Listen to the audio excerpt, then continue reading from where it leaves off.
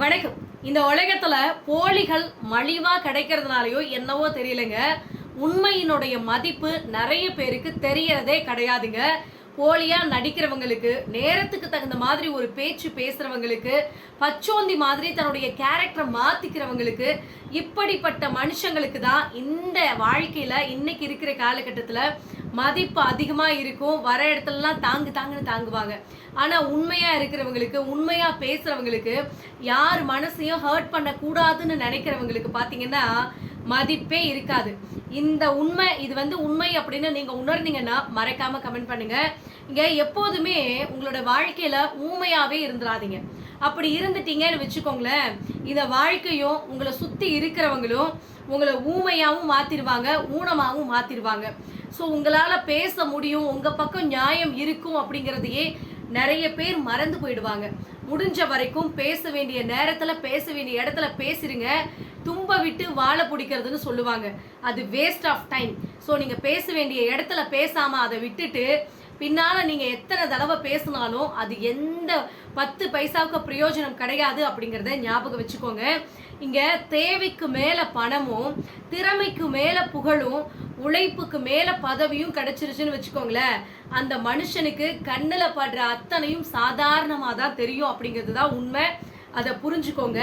இங்க சரியோ தப்போ மனசுல பட்டதை பட்டுன்னு பேசக்கூடிய ஒருத்தவங்க இருப்பாங்கன்னு வச்சுக்கோங்களேன், அவங்க எப்போதுமே வஞ்சனை இல்லாத நெஞ்சம் கொண்டவங்க அப்படிங்கிறத ஞாபகம் வச்சுக்கோங்க. மனசுல எதையுமே வச்சுக்க தெரியாதவங்க தான் டப்பு டப்புன்னு பேசிடுவாங்க. ஸோ அவங்கள தப்பா பேசாதீங்க. அவங்க உள்ளுக்குள்ள வச்சுக்க தெரியாததான் வெளியே சொல்லிடுறாங்க. நிறைய பேர் பார்த்தீங்கன்னா அவனுக்கெல்லாம் பேசவே தெரியல அப்படின்னு சொல்லுவாங்க. உண்மைதான், மனசுல எதையும் ஒளிச்சு வச்சுக்காத பேசுறாங்க அப்படிங்கிறது தான் உண்மை. இங்க ஒருத்தரை குறை சொல்றதுக்கு முன்னால அவங்களுடைய சூழ்நிலையில இருந்தா, நீங்க அதே சுச்சுவேஷன்ல இருந்தீங்க அப்படின்னா என்ன பண்ணிருப்பீங்க அப்படிங்கிறத கொஞ்சம் யோசிச்சு பாருங்க. உங்களோட வாழ்க்கையில உங்களை சுத்தி இருக்கிற யாரையும் குறையே சொல்ல மாட்டீங்க அப்படிங்கிறது தான் உண்மை. இங்க மற்றவங்க கிட்ட இருக்கிறது எல்லாமே நம்ம கிட்ட இல்லையே அப்படின்னு ஏங்கி கவலைப்பட்டுட்டு இருக்கிறத விட, நம்ம கிட்ட இருக்கிறது இங்க எத்தனை பேர்கிட்ட இல்லையே அப்படிங்கிறத நினைச்சு நம்ம கிட்ட அது இருக்கே அப்படின்னு சந்தோஷப்படுங்க. வாழ்க்கைய ரொம்ப யதார்த்தமா பாசிட்டிவா எடுத்துட்டு போயிட்டே இருங்க. எதுவுமே இல்லையே அப்படின்லாம் நினைச்சு வருத்தப்படாதீங்க. இதாவது இருக்கே.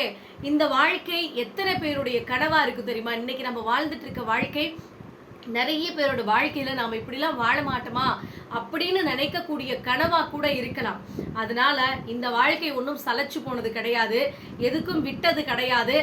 நீங்க மேல மேல வளரணும், நான் பெருசா வளரணும் அப்படின்னா அப்படின்னு நீங்க நினைக்கிறது தப்பு கிடையாது.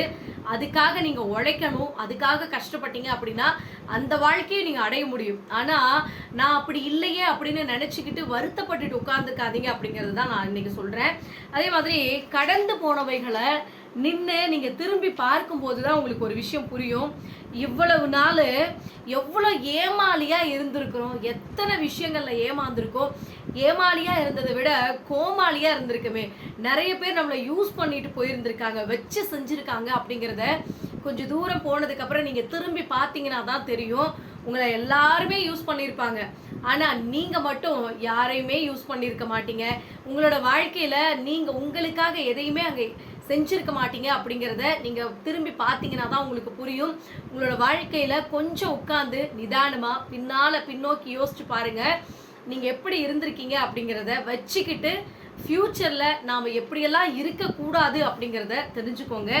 இங்க நாம ஆசைப்படும் போது, நாம ஆசைப்பட்ட அந்த விஷயம் நமக்கு கிடைக்கல அப்படின்னா பின்னால அது எத்தனை தடவை நம்மளுக்கு கிடைச்சாலும் போதுங்க, அந்த ஆசையே நமக்கு இல்லாத போயிடும். அதுதான் உண்மை. இங்க நண்பர்கள் கூட எதிரியா மாறிடுவாங்க. எப்பன்னா உங்களோட நிலைமை தாழ்ந்து போய் நிற்கும் போது உங்க கூடவே இருக்கிற எதிரி கூட நண்பர்களா மாறிடுவாங்க. எப்பன்னா உங்களுடைய நிலைமை உயர்ந்து போய் நிற்கும் போது. வாழ்க்கையில என்னைக்குமே அடுத்தவங்களை பத்தி யோசிச்சுட்டு இருக்காதீங்க, நீங்க எப்படி உயரணும் அப்படின்னு யோசிச்சு பாருங்க. உங்களை சுத்தி இருக்கிற எதிரி கூட உங்க கூட வந்து நண்பர்களா உங்க கூட கை கோர்த்து நிக்கணும் அப்படின்னு ஆசைப்படுவாங்க. இங்க ஒருத்தரோட கோபத்துக்கு கொடுக்கக்கூடிய அந்த மரியாதையை கூட நீங்க நிறைய பேரு அவங்களுடைய புன்னகைக்கு கொடுக்கறதே கிடையாது. நல்லா யோசிச்சு பாருங்க.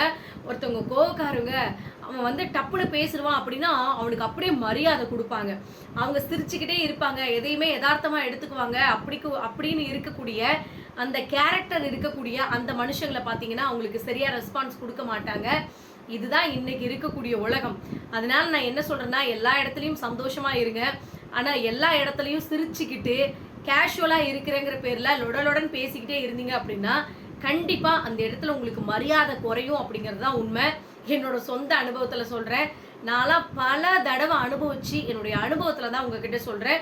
அதிகமா பேசாதீங்க. அதிகமா பேசினாவே உங்களுக்கு அந்த இடத்துல மரியாதை இருக்காது அப்படிங்கிறத என்னோட அனுபவத்துல சொல்றேன். அப்படி ஒரு அனுபவம் உங்களுக்கும் இருந்திருக்கு அப்படின்னா மறக்காம கமெண்ட் பண்ணுங்க. இங்க உங்களுடைய கண்ணீரை யாருமே தெரிஞ்சுக்க மாட்டாங்க. உங்களுடைய வலிகளை யாரும் உணர்ந்திருக்கவே மாட்டாங்க. உங்களுடைய இழப்புகளை யாரும் புரிஞ்சுக்கணும்னு நினைக்க கூட மாட்டாங்க.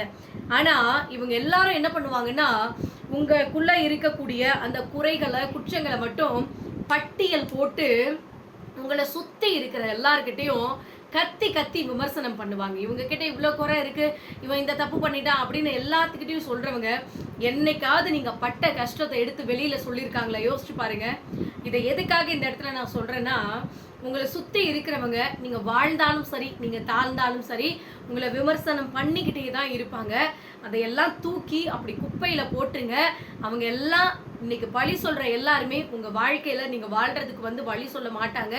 ஞாபகம் வச்சுக்கோங்க. உங்களை பத்தி முழுசா தெரிஞ்சுக்காத ஒருத்தவங்க உங்களை பத்தி தப்பு தப்பா பேசுறாங்க, விமர்சனம் பண்றாங்க, உங்களை பத்தி குறை சொல்றாங்க அப்படின்னா அவங்க சொல்லக்கூடிய அந்த வார்த்தைக்கு நாம ஏன் செவி சாய்க்கணும் அப்படின்னு யோசிச்சு பாருங்க. நீங்க யார் எதை பேசினாலும் கவலையே பட மாட்டீங்க. முக்கியமா இன்னைக்கு இருக்கக்கூடிய முக்கால்வாசி மனுஷங்களுடைய கஷ்டம் என்ன தெரியுமா? அவன் என்ன சொல்லுவானோ, இவன் என்ன நினைச்சுக்குவானோ, இப்படிங்கிறதுலயே நிறைய பேரோட வாழ்க்கை ஓடி போயிடும். நான்லாம் அப்படிப்பட்ட ஒரு கேரக்டர் தான். ஒரு சின்ன விஷயமா இருந்தா கூட அவங்க தான் நினைச்சுக்குவாங்க, இவங்க தான் நினைச்சுக்குவாங்கன்னு ரொம்ப ரொம்ப பார்த்து பார்த்து ஒவ்வொரு விஷயமும் பண்ணுவேன். ஆனா என்னோட கணவர் அடிக்கடி சொல்லுவாங்க, நீ கரெக்டா இரு, அவங்க அதை நினைச்சுக்குவாங்க, இவங்க இதை நினைச்சுக்குவாங்கன்னு சொல்லி யாரை பத்தியும் தேவையில்லாம சிந்தனை வைக்காத அப்படின்னு சொல்லி பல தடவை சொல்லுவாங்க. ஸோ இப்போதான் நான் என்ன கூட கொஞ்சம் கொஞ்சமா நான் வந்து என்னையே வந்து மாத்திக்கிட்டு இருக்கேன். ஸோ இந்த இடத்துல நான் இதை உங்களுக்கு சொல்றேன் அப்படின்னா, ஒன்று அனுபவ ரீதியா என்னுடைய அனுபவங்களை உங்ககிட்ட ஷேர் பண்றேன். இன்னொரு விஷயம் என்னன்னா, இப்படியெல்லாம் இருந்தீங்க அப்படின்னா கண்டிப்பா உங்களை மதிக்க மாட்டாங்க. நீங்க அடுத்தவங்க என்ன நினைச்சுக்குவாங்களோ அப்படின்னு நினைச்சுக்கிட்டே இருந்தீங்கன்னா கடைசி வரைக்கும் அவங்க எதுவுமே நினைக்க மாட்டாங்க. அவங்க நினைக்கிறவங்க நினைச்சுக்கிட்டே தான் இருப்பாங்க. உங்க வாழ்க்கையில நீங்க எந்த இடத்துல நின்றுட்டு இருந்தீங்களோ அங்கே தான் நின்றுட்டு இருப்பீங்க. யார் என்ன வேணாலும் சொல்லிட்டு போறாங்க. என் வழி கரெக்டா இருக்கு அப்படின்னா நான் யாருக்காகவும் பயப்பட மாட்டேன் அப்படிங்கிற ஒரு எண்ணத்தை மட்டும் உங்களுடைய மைண்ட்ல ஃபிக்ஸ் பண்ணி வச்சுக்கோங்க. கண்டிப்பா நீங்க சரியான பாதையை நோக்கி போவீங்க அப்படிங்கிறது தான் உண்மை. இங்க நமக்கு ஏற்படக்கூடிய சில காயங்கள் ஆறாம இருக்கிறது கூட ஒரு விதத்துல நல்லதுதான். ஏன்னு கேக்குறீங்களா? ஏன்னா மறுபடியும் அதே காயத்தை திரும்பவும் நாம போய் பட்ட இடத்துல படுன்னு சொல்லுவாங்க பாத்தீங்களா? ஒரு தப்பு பண்ணிட்டு தான் மூக்கு உடைஞ்சு போய் காயப்பட்டு வந்திருப்போம். ஸோ அந்த புண்ணு ஆறாம இருந்தா நமக்கு புத்தி வரும்ல. நம்மளோட மனசு எப்படி தெரியுமா? எத்தனை தடவை நம்மளுக்கு பட்டாலும் புத்தியே வராது. மறுபடி போய் செருப்படி வாங்கினா கூட ஒரு சில இடங்கள்ல நம்ம என்னடா பண்றது, நம்ம சொந்தம், நமக்கு பிடிச்சவங்க, நம்மளுடைய ஃப்ரெண்ட்ஸ் அப்படின்னு இழுத்து பிடிச்சிக்கிட்டே இருப்போம். எத்தனை தடவை அவங்க நம்மள அடிச்சுக்கிட்டே இருந்தாலும் நமக்கு வந்து புத்தியே வராது.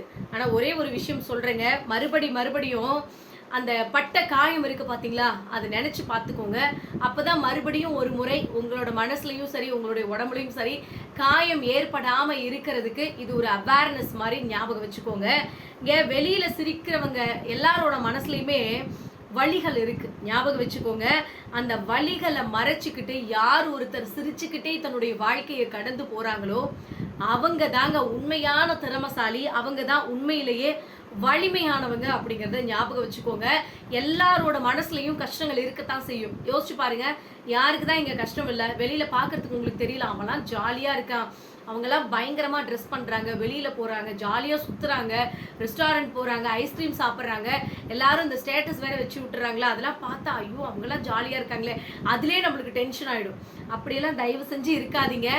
ஏன்னா இங்க என்னைக்குமே வெளியில சிரிச்சுக்கிட்டு இருக்கிறவங்க எல்லாருமே சந்தோஷமா இருக்காங்களான்னு கேட்டீங்கன்னா சத்தியமா கிடையாது. உங்களோட வாழ்க்கையில நீங்க நிம்மதியா இருக்கீங்களா, காசு பணம் இல்லைனாலும் குடும்பத்தோட சந்தோஷமா அன்பா வாழ்றீங்க அப்படின்னா அதுவே உங்களுக்கு மிகப்பெரிய மிகப்பெரிய சொத்து அப்படிங்கிறத ஞாபகம் வச்சுக்கோங்க. அடுத்தவங்களை பார்த்து டென்ஷன் ஆகாதீங்க, அதுவே உங்களுக்கு மிகப்பெரிய மன உளைச்சல் ஆயிடும். இங்க உங்களுக்கு மன அமைதி வேணும் அப்படின்னா ஒரே ஒரு விஷயத்த மட்டும் ஞாபகம் வச்சுக்கோங்க. உங்க கூடவே இருக்கிற யாராவது உங்க கூட இருக்கிறாங்க, உங்களுக்கு பிடிச்சவங்க இருக்கிறாங்க, இல்ல உங்க ஃபேமிலி மெம்பர்ஸே இருக்காங்க அப்படின்னா அவங்களுடைய குறைகள் ஏதாவது 1-2 குறை இருந்துச்சு அப்படின்னா அந்த குறைய வெளியில சொல்லாம நீங்க தம்பட்டம் அடிக்காம கொஞ்சம் அனுசரிச்சு போனீங்க அப்படின்னாவே கண்டிப்பா உங்களோட வாழ்க்கை நிம்மதியா இருக்கும் அப்படிங்கிறது தான் உண்மை. நீங்க பாட்டுக்கு யதார்த்தமா அவங்கள பத்தி வெளியில சொல்லிட்டு அவங்க அதை 1க்கு 2ஆ இவங்க கிட்ட வந்து சொல்லிட்டு கடைசியில இவங்க உங்ககிட்ட பேசாம நான் உன்னை நம்பிதானே இருந்தேன், நீ ஏன் இப்படி பண்ணன்னு சொல்லி கடைசியில அது பல பிரச்சனையில கொண்டு வந்து விட்டுருங்க. தயவு செஞ்சு யாரை பத்தியும் யாருக்கிட்டையும் குறை சொல்லாதீங்க, புறம் பேசாதீங்க.